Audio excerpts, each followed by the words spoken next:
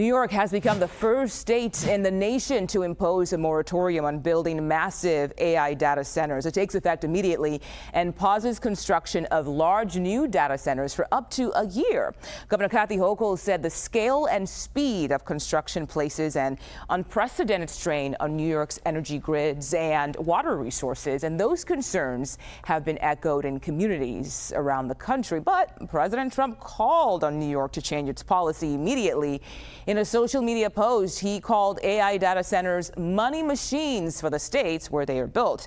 He then said the data centers must pay for their own water and power, and any leftover goes back to the state and local community. I want to bring in Marx, host of Tech Won't Save Us podcast. He's also the author of Hyperscale, the Ambition and Excess of Big Tech's Data Empires. Paris, thank you for your time today. So we know New York is far from alone in having concerns about data centers. Do you foresee other states following their lead with this moratorium?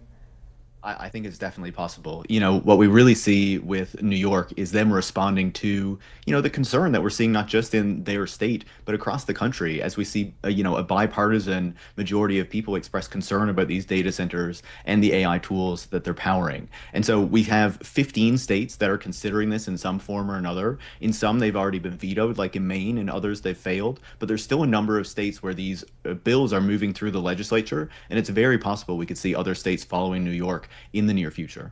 Okay, so we've heard about the concerns and the protests, but are there benefits to having an AI data center? And are there places where those data centers are actually wanted or even welcomed?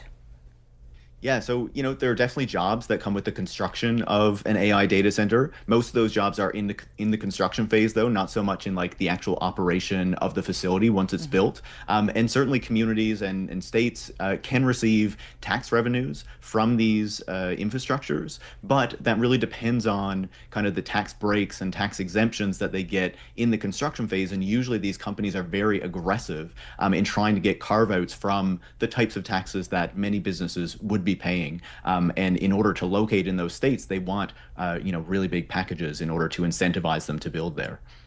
Paris, the main concerns are cost and strain on water and energy resources. But if the AI companies pay to cover their usage, like President Trump has suggested, does that solve the problem?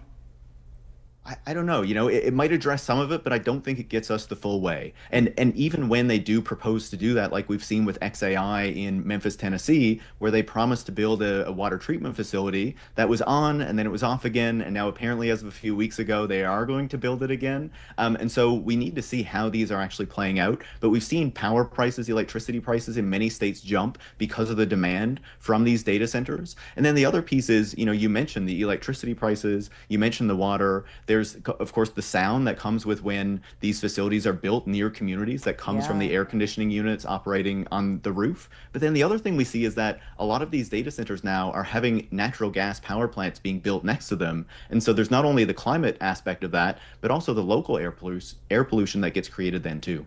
Yeah, so many unknowns there. Paris Marx, thank you for your time today. Appreciate your insight. Absolutely. Great to join you.